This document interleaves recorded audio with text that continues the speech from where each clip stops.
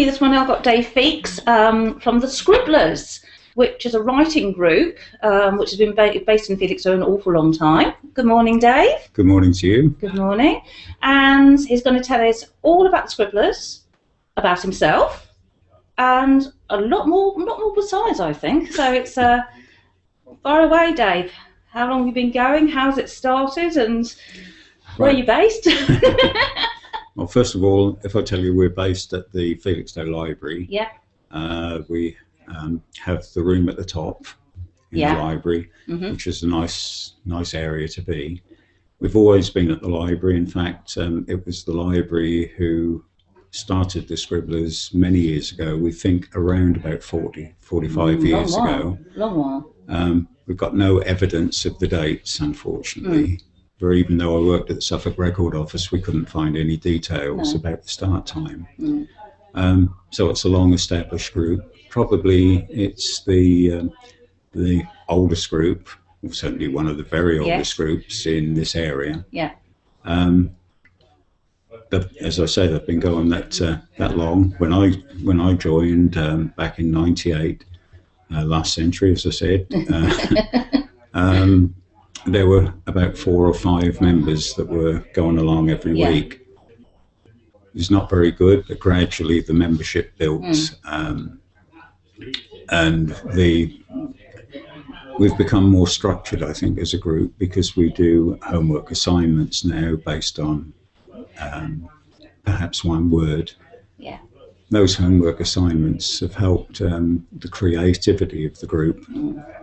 The group has a number of writers attached to it who've been published, either through winning competitions, been published in magazines, letters in the local press, plus books. You know, there's an awful lot now that write novels and or aspire to write novels. The recent Felixstowe book, oh dear, the word's gone. Festival. Book festival, yeah. The recent book festival has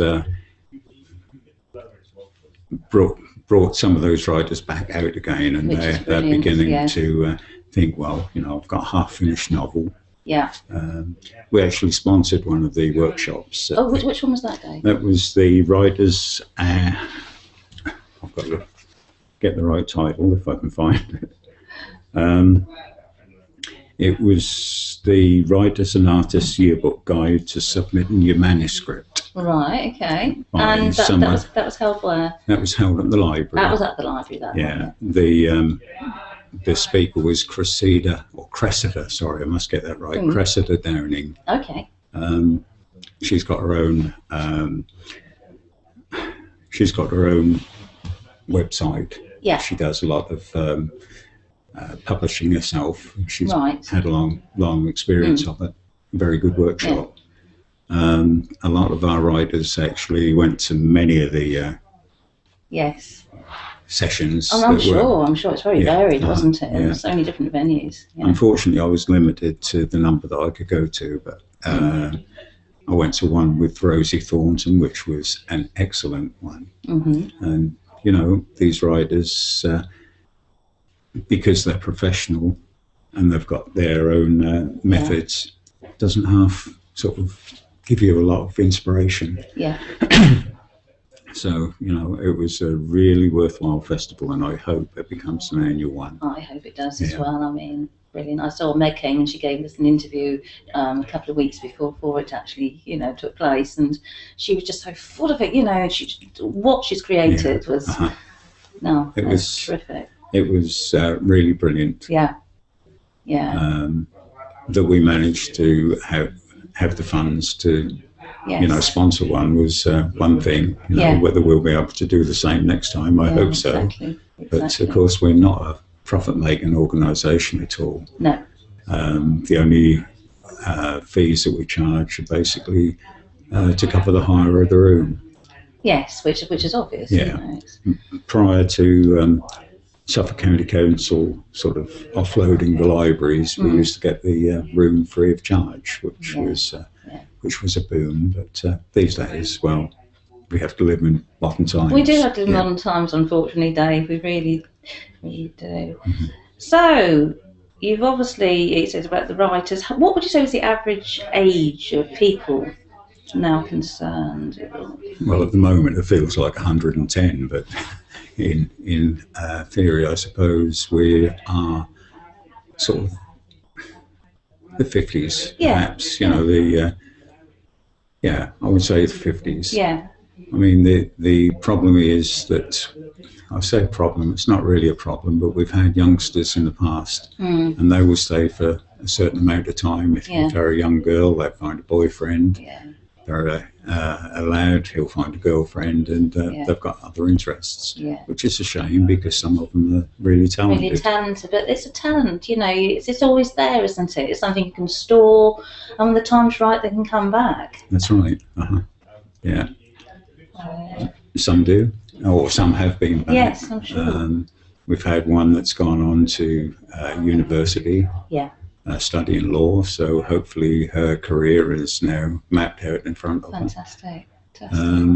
And we had one little lad, he was 8 when he came along. Oh my goodness. Came along with his mother because she couldn't find a babysitter for him. Right. Little Jack, and he was a fantastic writer. Sadly, he died of cancer. I know who Jack is. Yeah, He went to school with my daughter, actually. Yeah. All right. Yeah. So, you know, very sad times, and he was the kind of lad that came in, and he always wanted to do homework. And if he hadn't got anything, he'd just lay down on the floor or sit at a table and write it out. Brilliant. Yeah. We had when Rachel Sloane was on running her programs on Radio Suffolk. She came along one night and got everyone to do a sort of 50-word story. Okay. And Jack was the star of the show. Oh, brilliant! How wonderful. Yeah, but you know, that got aired, and that was quite something to you know, actually hear all the scribblers with their own little stories done in a very short time, obviously. And that was a brilliant evening. Oh, that's absolutely amazing, isn't it? That's terrific. And of course, you've got several people who become known names. One in particular for Felixstowe. Well, Ruth Dugdale. I don't think I need to sort of introduce her at all because she is so well known. But she used to come along to Scribblers. Oh dear, I can't remember how many years ago, but it was before her first book, and she used to come along and read out snippets of it to see what people thought and how they felt about it, and you know, it was nice to be able to discuss it. She's actually done that with her other 2 books as well, but now, of course, so well known and doing so well. Hopefully she's got another book out very shortly. But, I'm sure she will. Yeah, but we don't see her that often, obviously, because she's so busy. So, you know, she's someone that everyone else wants to aspire to that level now. Well, that's the thing. I mean, obviously she's got her format. I mean, she specialises in one sort of book, but of course there's loads of different other things you can get into, your romance and your war and your whatever, really. Historical. Yeah, of course, we're talking here about sort of an established writer. But the Scribblers, although we've had a lot of writers published, won competitions, got books out, but it's not necessarily about, shall I say, hardened writers. No. We've got a lot of writers who come along just for the enjoyment of it. Yes. You know, so it's nice to have a mix of published and unpublished writers, hobby writers. Hobby writers, people who like to express themselves in words. I think that's the best way of putting it, isn't it? Yeah. Which is absolutely fantastic. As you were talking earlier, you've got several who now don't even live in this country anymore. They've moved away, but they've... Well, we've always, I don't know how it came about, but we, for a while, we built up quite an international sort of following. Yeah. We've got one, if I may refer to my You can definitely refer to your notes, that's not a problem. At my age, the old memory goes. we got one, Chris Shaw, who lives in Cairns in Australia. Right. The first time we saw him, he'd come across to see his 100-year-old, I think it was his 100-year-old father in one of the homes in Felixstowe. Yes. His mother was also survived that, or met the 100-year mark. So both of them, each time he came across, he joined in the Scribblers, and fantastic guy. So he's published some books as well, and although he's based in Cairns, there's still contact between him and the group. Yes, brilliant. At one stage, we had a lady in Ireland. She's a well-known author, does things like witchcraft, that kind of thing. Oh, lovely. Which is a little bit different. Yeah. She's never been to the meeting, but we had what we called online scribblers at one stage, which didn't really work, but that was a website for people to sort of join in and do. But we've had people from sort of all over Europe, America, Ireland, Australia. Yeah. So, all corners of the world. And now with our weblog, we find that there's hardly a country that hasn't flipped in on the Scribblers at one time or another. Possibly, accidentally, but, I'm sure not, Dave. I'm sure they were looking for you. I'm sure they wanted to see what's going on. The surprising thing is we've even had some from China. Yeah.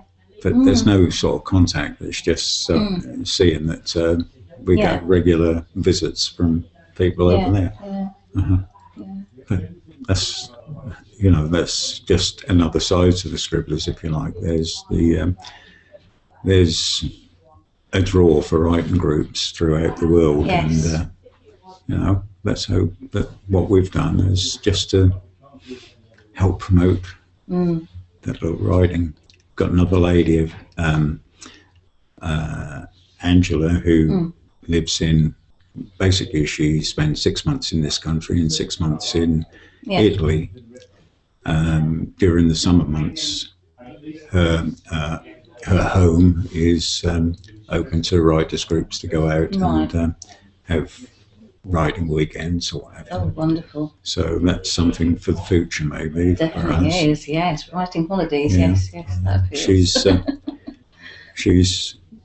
She published her own book. Never Forget, it was called. And it's a fantastic novel, and there are a lot of writers out there with a lot of talent. But of course, these days, publishing is difficult. If you can't get a mainline publisher, the only way to do it is to, self-publish. Self-publish, and that's where Amazon, I suppose, comes into it. That's right. Yeah. I think that's how Ruth Dugdale started with self-publishing, and now, wow, look at it. Yeah, exactly. It's totally successful. Oh, I'm so pleased for her. Totally. Before we sort of talk about people, tell us a bit about yourself, Dave. How did you get how did you get involved with this, and where do your roots come from? Tell us a little bit. Tell a bit of your history. Okay. Pardon me. That's made with choke. I started off. Well, first of all, my career was basically on the railway. 36 years on the railway. Retired from the railway. When I retired from the railway, I wanted to continue my love of writing. And what I was very interested in was radio plays. Suffolk College were then running courses on various kinds of writing, and they advertised one for writing for radio. Yes. Joined it, one meeting, not enough people there, so they got squashed. And I thought, well, you know what? Look for writing groups, and there was a Thursday afternoon group for ladies somewhere in Ipswich. I thought, well, that's not for me. And the only other group I could find in the area was Felixstowe Scribblers. Right. And that's sort of where I began to continue my writing. Basically my own writing. I don't know when it really started, probably when I left school, but I was involved for quite a while with Ipswich Speedway, had a column in their programme. I also wrote as Speedway correspondent for a couple of freebies over a period of time, and that was always interesting because you were getting background information, and that was good. Certainly, that was the sport itself. To me, is an exciting sport, and I would say my era, my favourite era would be the John Berry years. Yes. But moving on from there, on the railway, I ran. We had a newsletter that we wanted to sort of run, and it grew from being just an office issue to becoming the Intercity, Anglia and Gatwick Express newsletter. Right. And that was, in those days, there was no computer or anything, so it was all sort of cut and paste stuff and photocopying. And that was just an in-house thing, but that provided a lot of fun, and hopefully provided a lot of information as well for the staff. Yes. When I was at the record office, there was just trying to think what they called it now. There was another magazine that they ran for a while, Chapter and Verse, that was it. Okay.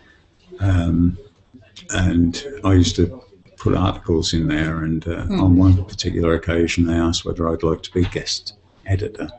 So that gave me the experience of doing, shall I say, a better quality newsletter or magazine.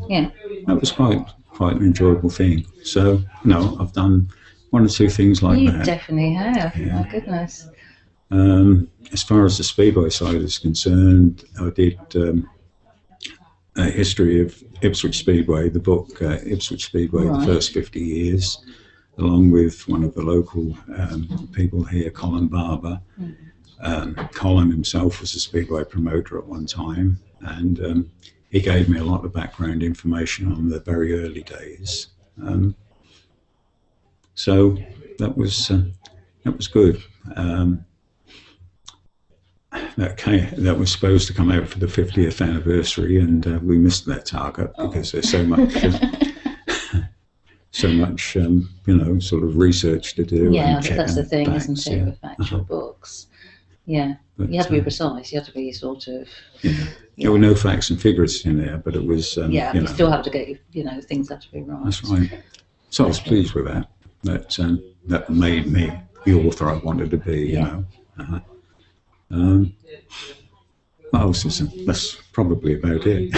Oh, I don't know. I think you've had an absolutely amazing sort of. Yeah, of course. With the Scribblers, there's been twice. At various times, we've tried to write plays. Right. Done two. First one was Kissogram, which was written in a very short time for a competition. Okay. We didn't win it. It's never been staged. But explain a little bit more about Kissogram. What's it based on? Basically, it was set in a pub, and all it was the fact that. If I can remember it, so long ago, there were 4 or 5 basic characters, and it was basically a comedy. But one of the 2 of the characters were married, and they were falling apart. And I suppose the fella was, she's no good. Yeah. And then someone suggested that they did something in the pub and had either a striptease or something like that. So I said, well, let's have a kissogram in. And of course, when the kissogram came, that was this guy's wife. Boom. Oh, wonderful. It was the first experience of trying to write anything like that. Yeah. But that was enjoyable. I bet it was. But the best thing that I think the Scribblers have done is the Lost Sock. The Lost Sock, yes. And the Lost Sock was, there were 4 of us as writers of it, Yeah. but it was more than just the 4 writers, because Chris Goslin of the original fledgling Felixstowe TV threw down a gauntlet at a function we'd organised, Culturama, and he wanted us to write perhaps half a dozen 4 or 5 minute plays for a mini serial. And the mini serial turned out to be, let's see, I think that turned into 11 sort of 5 to 10 minute episodes, which was then turned into a DVD. It was then put onto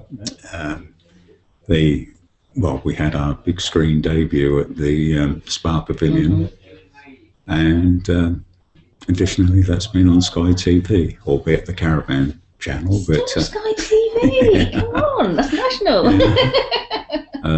We were hoping to get it involved with the book festival this year, but we didn't manage that. But maybe if there's another one, I'm sure there's going to be. I'm sure there is. Maybe we'll get a show in that time. Yeah, next year. I'm sure it's going to be an annual thing. But the thing about that film was, it wasn't just the writing of it. There were 4 of us. There was Tony, Dick, Ken, and myself, and we just met once a week. Yeah. And we wrote these little sort of snippets, put them together, and that was a fun thing. Brilliant. And of course, what we'd done, what we'd created, was being acted by local actors. Yeah. Okay. I even had a part in there. Oh, what part did you play? Well, there were 2 of us, Dick Bradshaw and myself, and we played Bill and Bert, 2 old boys. Okay. Always got something to say. Not a lot, just 2 or 3 minutes. Yeah, I see where you're coming from.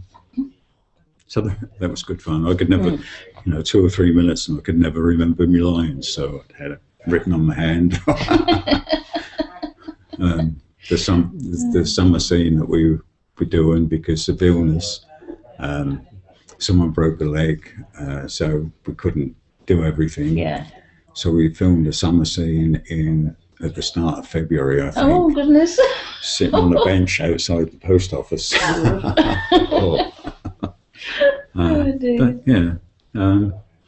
So we had all sorts of people in there. We had Doreen Savage, who you probably know. Yes. Had Rachel Sloan. Right.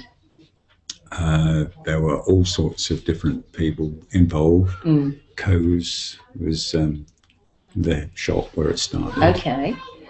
All sorts of local businesses, they were involved, and that was good, and they all gave the time free. Fantastic! What a brilliant way of involved. That totally is Felixstowe community, and that's what it's all about. Yeah, we even shot Rachel Sloan, but there you go. That's absolutely fantastic. Yeah, so one day perhaps we'll get round to doing another one. Yes. But, it does take time. It takes commitment, and that's always outside of the Scribblers.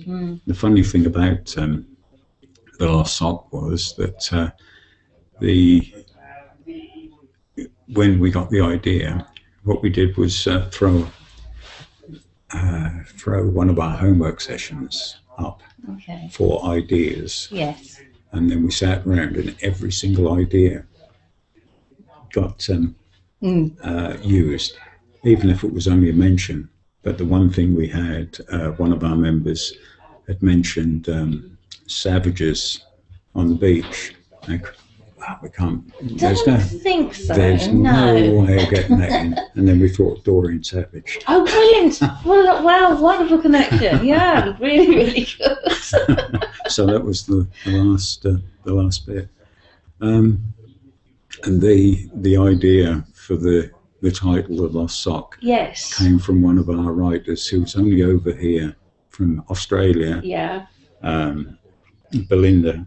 She was over here with her partner. They were doing family history. Right. And she came up with the idea of the Lost Sock, and hey presto, that stuck. Fantastic. That's brilliant. And I'm sure you're going to come up with something else. I should think so. Throw the gauntlet down and see you know. Probably another one called Found It. Found the lost sock. Okay, Dave. Okay, we know where you meet. You meet at the library. Yeah. How often do you meet? We meet twice a month. Right. The first and third Tuesdays of each month. Yep. In the room at the top at the library. Okay. 7:30 we start, Yep. and normally we finish.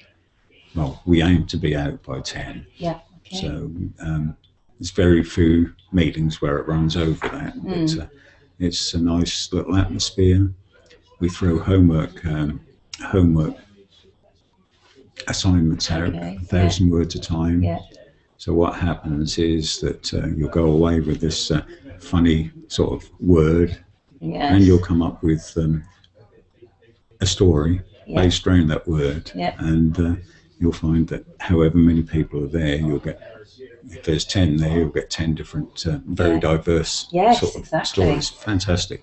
Exactly. And to me, some of those stories that we hear would, suit Radio 4, but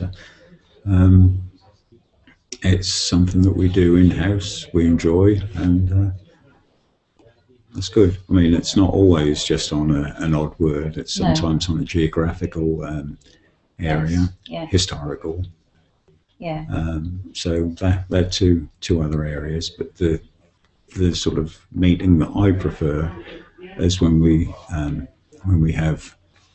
bring along just 4 words and 4 slips of paper, small slips of paper, drop them in someone's hat, pull them out, and then you get 4 words, and you've got to create a writing session of writing a story around those 4 words within probably about 15-20 minutes.